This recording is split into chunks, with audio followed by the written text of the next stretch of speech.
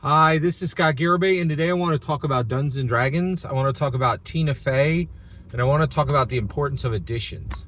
And I want to talk about the brand new 2024 Mean Girls. All right, so let's jump in this. So, one, spoilers for all Mean Girls, for the musical, for the 2004 edition, and for the 2024 edition. So first of all, here's the supposition of this article. I think Tina Fey used Dungeons and Dragons to accomplish something that's never been done in the history of Hollywood. Okay, so let me explain.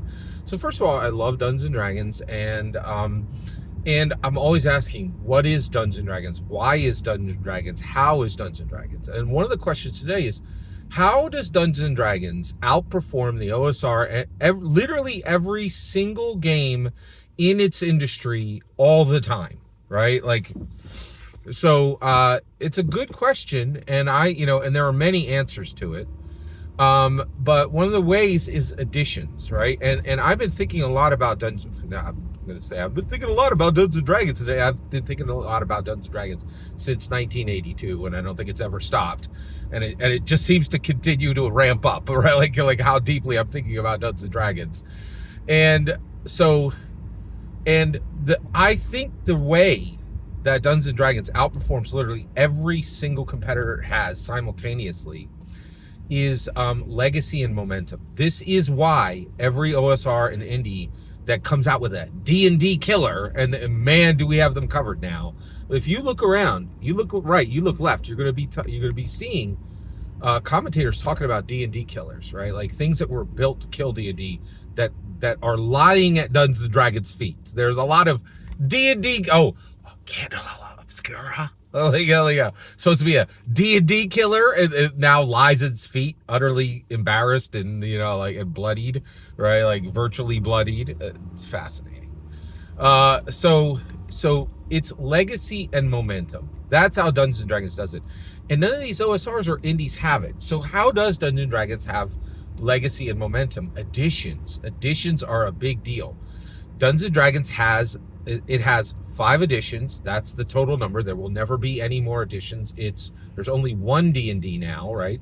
But in its original history, it had 5 editions before it reverted to 1 edition, okay? And it has editions, 5 editions, right? There's never going to be a 6th edition. Basically, the 5th edition will turn into the Forever edition this year in 2024. Really fascinating that that's coming. But editions are powerful and have been tremendously powerful for Dungeons and Dragons. How? Let's talk about that. So editions come out every 7 to 8 years, okay? And basically what it does is it says, hey, here's the thing, right? Here's Dungeons and Dragons. You knew it before. Here it is again in a new edition. It's fresh, it's new, exciting, it's relevant, it's modern. Let's go, right?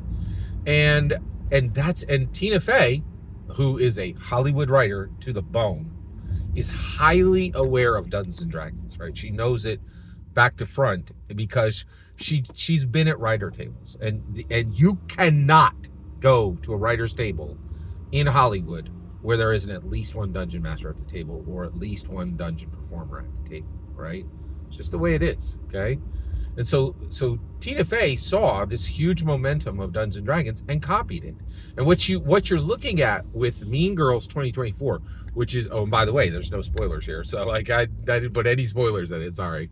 But Mean Girls 2024 is literally Mean Girls 3E. It's Mean Girls 3rd edition, right? And even the pattern is the same. It's the 3rd edition in 20 years. That's 7 years per edition. So not only did she copy Dungeons and Dragons using editions to get legacy and momentum, but she literally copied the exact iteration of 7 to 8 years for each new edition, right? And it worked. It did exactly what Dungeons and Dragons has done. It gave Mean Girls legacy and momentum, right? A history to it, right? So that so Mean Girls is exactly what Dungeons and Dragons is. If you know nothing about Dungeons & Dragons and you walk up to Dungeons & Dragons 5e, you're like, oh, Dungeons & Dragons, let's play, right? And you don't know any of the history, you don't know any of the momentum, but it's completely functional. And Mean Girls 2024 is the same thing. If you've never heard of Mean Girls and never seen Mean Girls 1 and never seen Mean Girls the musical, you're in. You can thoroughly enjoy the film, right? But if you were there, you know, in Mean Girls 1E, if you were there in Mean Girls 2E, then when you come to Mean Girls 3E, it's layered. It is layered, right? And so I think Tina Fey, so many times Dungeons & Dragons models the world. This is the world modeling Dungeons & Dragons. And Tina Fey, in my humble opinion, using Dungeons & Dragons addition method to gain legacy and momentum. And here's what she did. She made a redo of a film in less than 20 years. That has never been done in Hollywood successfully the way she's done it, and putting a musical at the heart of the film. Never. It's never been done, right? And so Tina Fey was able to use Dungeons & Dragons to accomplish something truly spectacular and unique. Every single word you just heard is my humble opinion. What's important is when I get to hear your humble opinion. When you get in the comments and send your traffic. Please consider liking and subscribing, and have a wonderful millennium.